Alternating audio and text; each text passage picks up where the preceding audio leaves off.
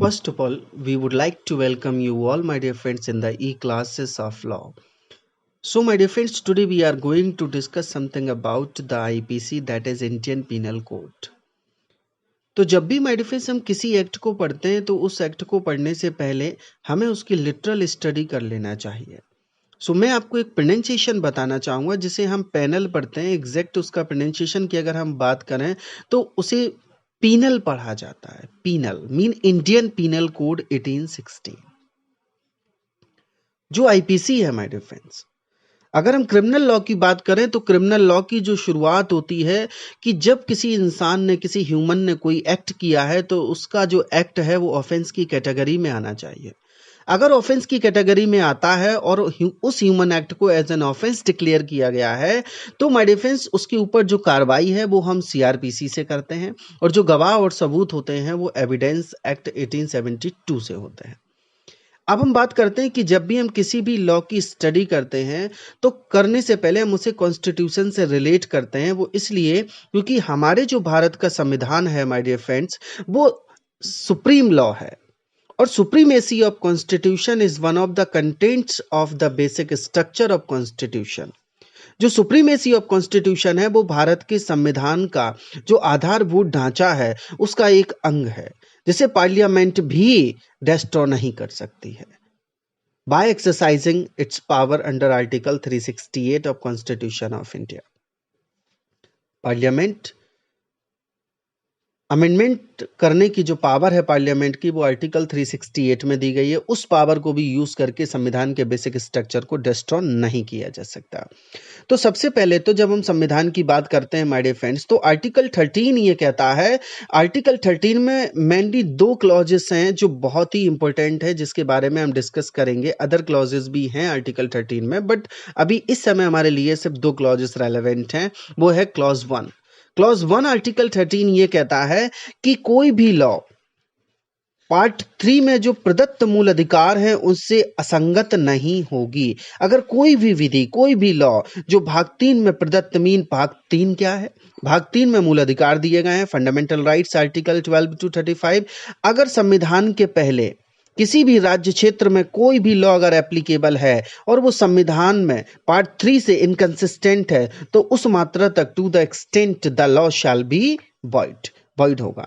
Clause 2 ये कहता है कि संविधान जो है उसके कुछ आर्टिकल्स जो हैं संविधान के वो 26 नवंबर 1949 को लागू हुए।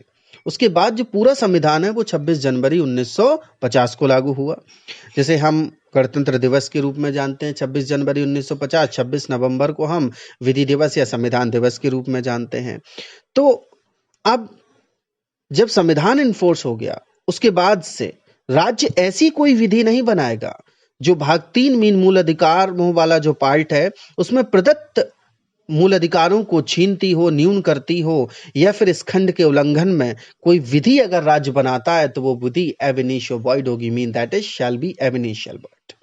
अब हम आगे बात करते हैं माय डिफेंस की राज्य कोई ऐसी विधि नहीं बनाएगा जो कि फंडामेंटल राइट से इनकंसिस्टेंट डेरोगेटरी हो या उनको टेक अवे उनको छीनती हो या उनको न्यून करती हो। राज्य क्या है ये बात राज्य क्या है आर्टिकल 12 में मेंशन किया गया है। कमिंग क्लासेस में कमिंग वीडियोस में मैं आपको डिटेल में बताना चाहूंगा। Now we come to the next point. जो आर्टिकल 21 है वो ये कहता है माय डिफेंस कि किसी भी व्यक्ति को उसकी प्राण और दैहिक स्वतंत्रता से मनमाने तरीके से वंचित नहीं किया जाएगा। अगर करना चाहते हैं तो लॉ की स्थापित जो प्रक्रिया है जो लॉ की एस्टैब्लिश्ड प्रोसीजर है उससे ही उसको वंचित किया जाएगा अन्यथा नहीं। लीगल लैंग्वेज में अगर हम कहें तो ऐसे कह सकते हैं protection of life and personal liberty mean no person shall be deprived of his life और personal liberty except according to procedure established by law. प्राण और दैहिक स्वतंत्रता का संरक्षण किसी व्यक्ति को उसके प्राण और दैहिक स्वतंत्रता से विधि द्वारा स्थापित प्रक्रिया के अनुसार ही वंचित किया जाएगा अन्यथा नहीं। अगला कारण यह है कि हर चीज को हम कॉन्स्टिट्यूशन से रिलेट क्यों करते हैं क्योंकि हमारे संविधान में शेड्यूल 7 अनुसूची 7 में 3 सूचियां दी गई हैं। संघ सूची, राज्य सूची, समवर्ती सूची। संघ सूची मीन यूनियन लिस्ट पर लॉ बनाने की पावर पार्लियामेंट को है और जो राज्य सूची है उस पर लॉ बनाने की पावर जो है वो स्टेट लेजिस्लेचर्स को है। और जो कंकरेंट लिस्ट है उस पर लॉ बनाने की जो पावर है वो state legislatures and parliament of India दोनों को है। अब हम बात करते हैं कि जो आईपीसी है ये कंकरेंट लिस्ट जो है उस कंकरेंट लिस्ट का जो सीरियल नंबर 1 है, जो एंट्री 1 है, उसमें प्लेस किया गया है, आईपीसी को स्थान दिया गया है। अर्थात आईपीसी जो है वो कंकरेंट लिस्ट का एक सब्जेक्ट है और कंकरेंट लिस्ट का सब्जेक्ट होने की वजह से माय डियर फ्रेंड्स आईपीसी में अमेंडमेंट करने की power state legislatures and parliament of India को भी है। फॉर एग्जांपल, अगर हम आईपीसी सेक्शन 378 की बात करें, 378 में चोरी दी गई है, उसका पनिशमेंट 379 में दिया गया है। लेकिन जैसे हरियाणा गवर्नमेंट है, स्टेट लेजिस्लेचर, वहां ना 379 ए भी बना हुआ है, 379 बी भी बना हुआ है। क्यों बना हुआ है? क्यों? आईपीसी जो है वो कंकरेंट लिस्ट का सब्जेक्ट है और कंकरेंट लिस्ट का सब्जेक्ट होने की वजह से स्टेट्स भी इसमें अमेंडमेंट कर सकती हैं, ये पावर उनको दी गई है। इसलिए हम हर सब्जेक्ट को कॉन्स्टिट्यूशन ऑफ इंडिया से रिलेट करते हैं। जब भी हम किसी सब्जेक्ट को पढ़ते हैं तो हमें पता होना चाहिए माय डियर फ्रेंड्स उसमें कितने सेक्शंस हैं और प्लस उसमें कितने चैप्टर्स हैं। तो जहां तक आईपीसी की बात है तो आईपीसी में 511 धाराएं हैं और 23 अध्याय हैं। राष्ट्रपति जो आईपीसी है एक्चुअली में उसे महाराज्यपाल मीन गवर्नर जनरल की जो असेंट है वो 6 अक्टूबर 1860 को मिली और जो आईपीसी है वो 1 जनवरी 1862 से लागू हुई। इसका एक्ट नंबर जो है वो माय डियर फ्रेंड्स 45 है। अब जब हम आईपीसी की बात करते हैं तो आईपीसी की हम प्रियम्बल जब पढ़ते हैं, क्योंकि हमें प्रियम्बल पढ़ने से एक्चुअली में कुछ चीजें पता चलती हैं कि उस पर्टिकुलर एक्ट और कोड को बनाने का लेजिस्लेचर का इंटेंशन क्या है, पहली बात। नंबर दूसरा, उस एक्ट के ऑब्जेक्टिव्स भी पता चलते हैं कि उस एक्ट के उद्देश्य क्या है। इसलिए अगर हम प्रियम्बल की बात करें तो आईपीसी की जो प्रियम्बल है वो ये रिवील करती है, ये शो करती है, एक एक्सप्रेशन यूज हुआ है, a general penal code mean IPC is a general penal code. अब सिंप्लीफाई करें तो ऐसे कह सकते हैं कि आईपीसी एक कॉमन लॉ है। अब जब आईपीसी एक कॉमन लॉ है तो अब हमारे लिए ये जानना जरूरी है कि स्पेशल लॉ और लोकल लॉ क्या होता है। What is the special law and local law? अगर हम आईपीसी की बात करें तो सेक्शन 41 में स्पेशल लॉ दिया गया है, वो ये है कि a special law is a law applicable to a particular subject, कि विशेष विधि वह विधि है जो किसी विशिष्ट मीन किसी विशेष विषय मीन किसी विशेष स्पेशल सब्जेक्ट के लिए जो बनी है और जो उसके लिए लागू है वो विशेष विधि है। अब हम बात करते हैं लोकल लॉ क्या है। Section 42 of IPC, local law mean स्थानीय विधि। A local law is a law applicable only to a particular part of India. स्थानीय विधि वह विधि है जो भारत के किसी विशिष्ट भाग मतलब किसी विशेष भाग को ही लागू होती है, वो लोकल लॉ है। अब बात यह है कि ये 3 चीजें हो गई हमारे पास, common law, special law, local law. अब तीनों को हम क्यों पढ़ रहे हैं? हम इसलिए पढ़ रहे हैं क्योंकि हमारे लॉ में एक प्रिंसिपल फंक्शन करता है। वो प्रिंसिपल ये है माय डियर फ्रेंड्स कि स्पेशल लॉ जो होता है, special law always prevails to common law mean special law common law पर लागू होता है। लेकिन अब बेसिकली ये आप जो न्यू स्टूडेंट्स ऑफ लॉ हैं उन्हें कम समझ में आता है। मतलब अगर एक ही बात आईपीसी में दी गई है जो कि कॉमन पीनल लॉ है और वही सेम बात किसी स्पेशल एक्ट में दी गई है, तो फिर एक बात के लिए 2 लॉ अवेलेबल है, तो फिर कौन सा लॉ एप्लीकेबल होगा? मीन स्पेशल एक्ट में जो बात दी गई है वो एप्लीकेबल होगा, आईपीसी एप्लीकेबल नहीं होगी। Mean special law shall prevail to common law. अब हम बात करते हैं आईपीसी के एक्सटेंशन की। तो आईपीसी की एप्लीकेबिलिटी क्या है? अगर हम अमेंडमेंट की बात करें माय डिफरेंस, तो इसमें अमेंडमेंट हुआ और अमेंडमेंट के पहले की स्थिति बता देता हूं कि जब आप सेक्शन 1 पढ़ते थे तो सेक्शन 1 में हिंदी में लिखा था कि जो आईपीसी है इसका विस्तार जम्मू कश्मीर राज्य के सिवाय संपूर्ण भारत पर होगा। Mean this act shall be called Indian penal code and shall extend to the whole of India except the Jammu and Kashmir. Except का मतलब क्या होता है? Except, exclude, otherwise then, other than, इसका मतलब होता है किसी चीज को छोड़कर। मतलब माय डियर फ्रेंड जो आईपीसी है वो जम्मू एंड कश्मीर पर एप्लीकेबल नहीं होती थी पहले, लेकिन अब जम्मू कश्मीर की अगर हम बात करते हैं कि ऐसा क्यों था, इसकी डिटेल्स में मैं आपको आने वाली क्लासेस में बताऊंगा, बट अभी फिलहाल मैं आपको इतना बता देता हूं कि जो जम्मू एंड कश्मीर है उसे भारत के संविधान के अनुच्छेद 370 में अस्थायी रूप से एक राज्य का दर्जा दिया गया था। अब भारत सरकार ने हमारी जो पार्लियामेंट ऑफ इंडिया है और प्लस प्रेसिडेंट ऑफ इंडिया, हमारी सरकार ने आर्टिकल जो 370 में जम्मू कश्मीर को अस्थायी राज्य का दर्जा दिया गया था और रीड विद आर्टिकल 35A, उसको जो आर्टिकल्स हैं अब वो एप्लीकेबल नहीं है और जम्मू कश्मीर के लिए उन्होंने Jammu and Kashmir reorganisation act बना दिया है 2019। बट इस एक्ट के आने से पहले जो जम्मू कश्मीर है वो भारत के संविधान की शेड्यूल फर्स्ट अनुसूची फर्स्ट में एट द सीरियल नंबर 15 पर प्लेस किया गया था। तब इंडिया में क्या था, एक्चुअली में 28 राज्य थे और नया तेलंगाना बना था, तो 29 राज्य हो गए थे और 7 यूनियन टेरिटरीज थी। अगर हम अब प्रेजेंट की बात करें तो प्रेजेंट में माय डियर फ्रेंड्स ये है कि भारत में 28 राज्य हैं और 8 केंद्र शासित प्रदेश हैं। अब जम्मू एंड कश्मीर के बारे में, जो Jammu and Kashmir reorganisation act 2019 है जो कि लागू हुआ 31 अक्टूबर 2019 को, तो 31 अक्टूबर 2019 से पहले आईपीसी जम्मू कश्मीर पर एप्लीकेबल नहीं होती थी, लेकिन अब 31 अक्टूबर से आईपीसी जो है वो जम्मू कश्मीर पर भी एप्लीकेबल है, because Jammu Kashmir also the integral and part and partial part of India, वो भी भारत का अभिन्न अंग पहले भी था और अब भी है, बट कुछ डिस्प्यूट्स थे जिनको रिमूव कर दिया गया है भारत सरकार के द्वारा।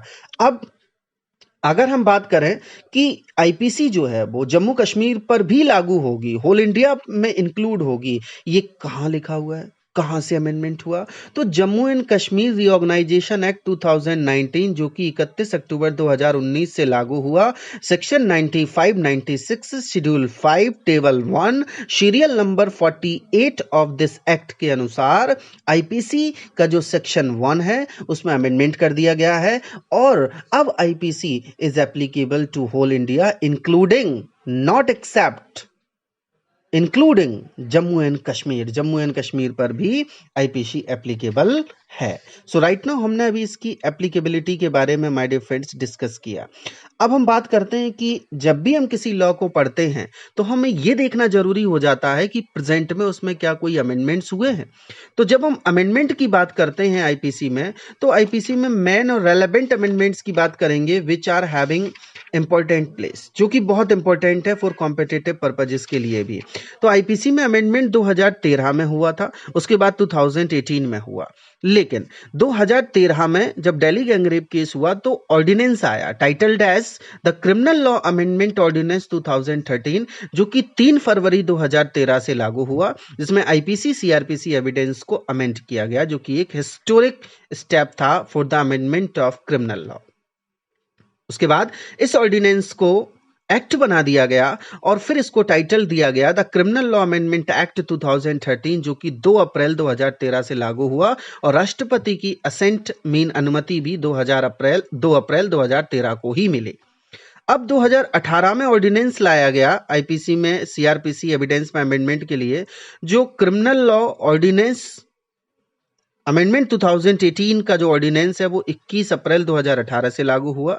बाद में उसे एक्ट बना दिया गया, जो कि 11 अगस्त 2018 को इन्फोर्स हुआ और 11 अगस्त 2018 को ही क्रिमिनल लॉ अमेंडमेंट एक्ट 2018 को प्रेसिडेंट ऑफ इंडिया की असेंट भी दे दी गई। Both dates are same.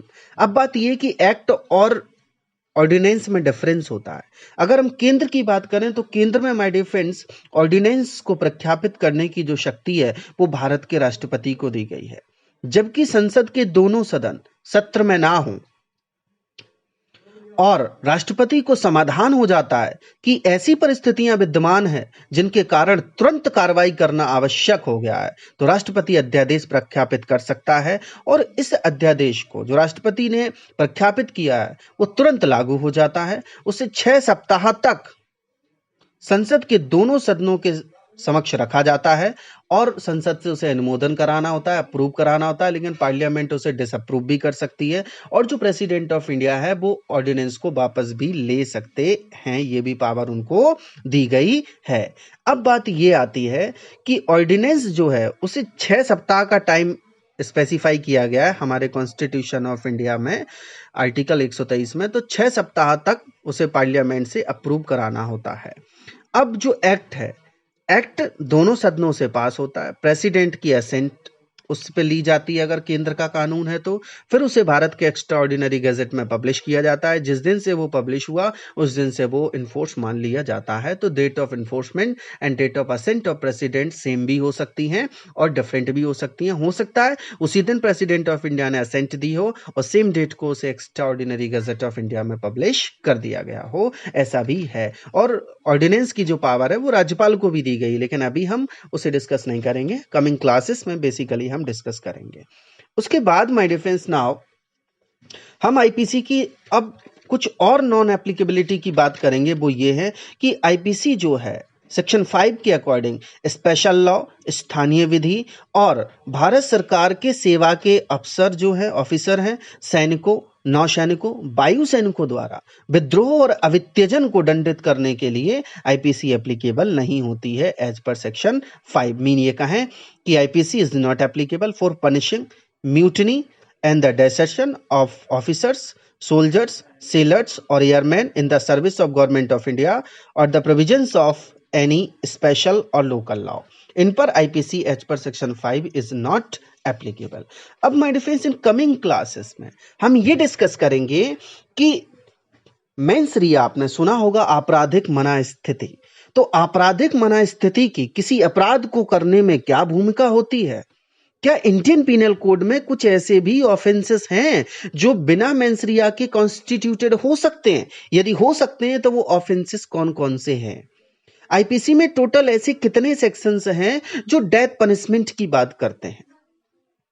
और आईपीसी में ऐसे कौन से प्रोविजंस हैं, ऐसा कौन सा सेक्शन है माय डियर फ्रेंड्स कि अगर कोई ऑफेंस किया गया और उस ऑफेंस को करने के लिए अटेम्प्ट, प्रयास के लिए अगर कोई सेक्शन आईपीसी में नहीं है, mean IPC is absolutely silent in respect of the attempt. Attempt के बारे में अगर साइलेंट है तो आईपीसी का कौन सा सेक्शन एप्लीकेबल होगा और उस सेक्शन की एप्लीकेबिलिटी क्या है, लिमिटेशंस क्या है, mean applicability and non applicability and also other things भी हम कमिंग वीडियोज में डिस्कस करेंगे my dear friends, full of knowledge and clear conceptions.